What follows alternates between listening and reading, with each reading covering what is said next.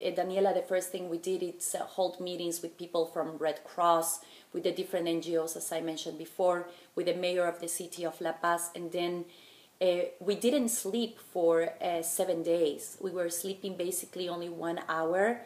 We were holding our meetings, and we visit every single refugee camp, every single camp. We talked with so many of the victims. We did not stop. We talked with the Catholic Church because they were doing a beautiful job going one by one, because the disasters were not only in La Paz.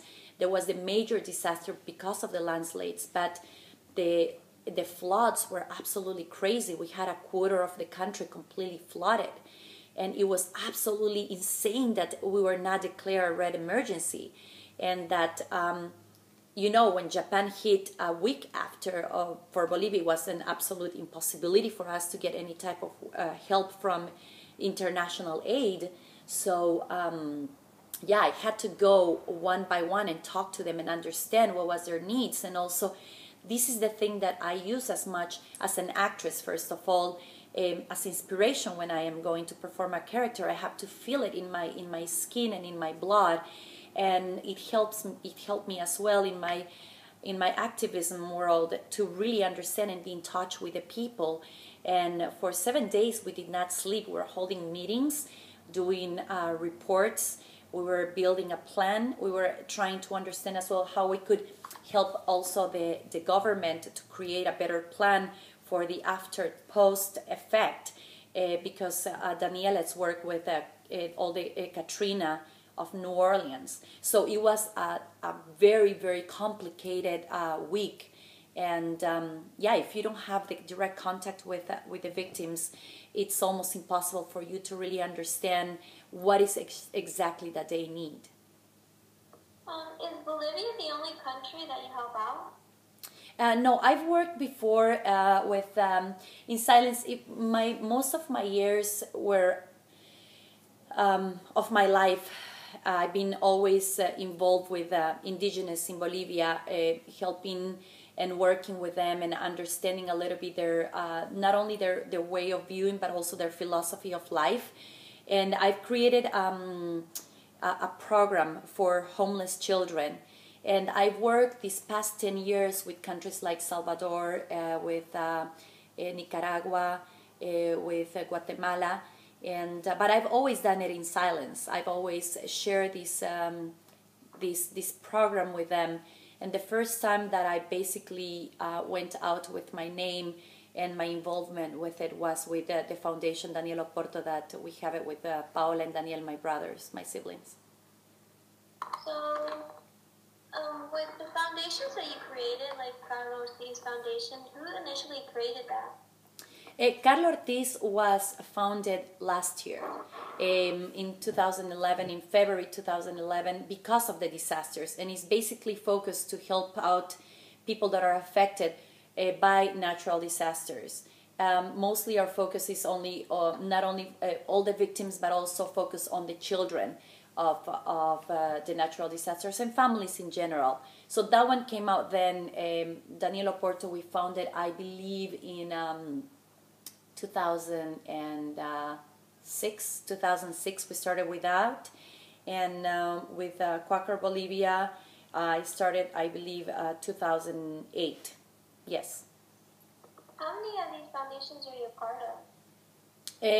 Well, I think mostly active with these three ones. We are just now developing a beautiful project with UNICEF. UNICEF has asked me to be part of the Friends for the Children, and we are trying to develop a beautiful project with them that is going to be sustainable for the children and people also that have been affected by not only natural disasters, but being affected by things that sometimes we don't, especially in third world countries.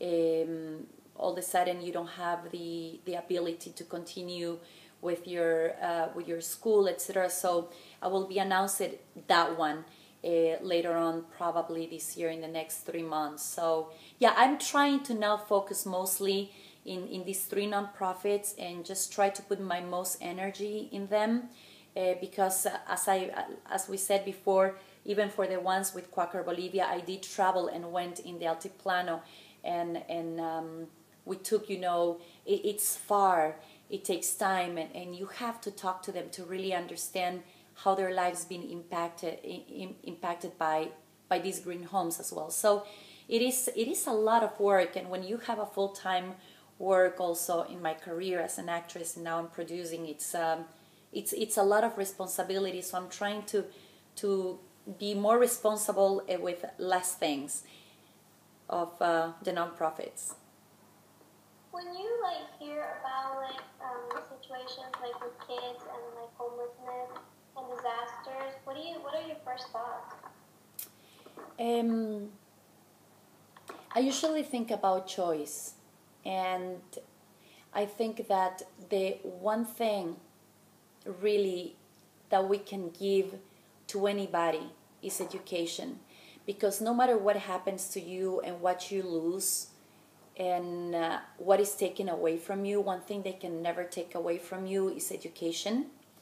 And you can restart whatever in the world, whatever you do, if you know how to write, if you know how to read, if you have any type of preparation in whatever area you prepare yourself, for sure you're going to be able to find a job and restart your life. And I think sometimes in illiterate countries like Bolivia or third world countries, these children sometimes don't have this chance. They don't have this choice. And my dream is be able to see if we can truly change the education system in our country, in Bolivia, and see if we can impact in a way that is going to become sustainable for their lives, and hopefully these children will be able to create a greater number of a middle class that will define our country less and less as a third world country and more as a country that is progressing and it's going forward. So I think that's the one thing that really hurts me, and that's the one thing that I think about every time I see that these things happen, especially to people that don't have much the choice. Through your activism, what did you accomplish? To what? Your activism, helping out. What have I accomplished? Yes. I'll tell you something. I don't think anybody or few people, you get into activism because you want to be called an activist or you want to have recognitions or any of this. I think that it's something that it's born in your heart. It's so big, your desire to make a difference and change and to help out as much as you can, even if you change one life, then you feel that you've changed the world. And I think some of the most beautiful things for me, my real accomplishments, I think, it's when I was, the many times that I've been in jail and I've been with these children, visiting after 6 months or a year and having them come in and running to me and holding my leg and holding onto it and remembering my name, not even knowing that I'm an actress, but just knowing that I'm the girl that came and visit them the year before. They don't even know that I'm bringing milk or I'm bringing... It's just that love and understanding that this kid tomorrow will know that there was one person that cared about him, one person that went and asked him what was his dream and that he couldn't make it happen. I think those are my accomplishments. When I was in the refugee camps and I talked to the victims and I hold their arms and I said, everything is going to be okay, just be patient. And then going back after 6 months and seeing them in their transitory home, there's nothing like that feeling.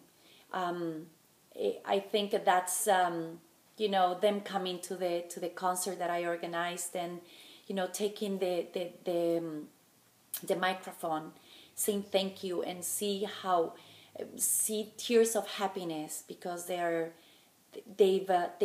feel now they can go somewhere because they have a roof. It's those are feelings that can never be really described, and that's worth living for. So whatever other recognitions that I'm very honored to have received, I think are beautiful.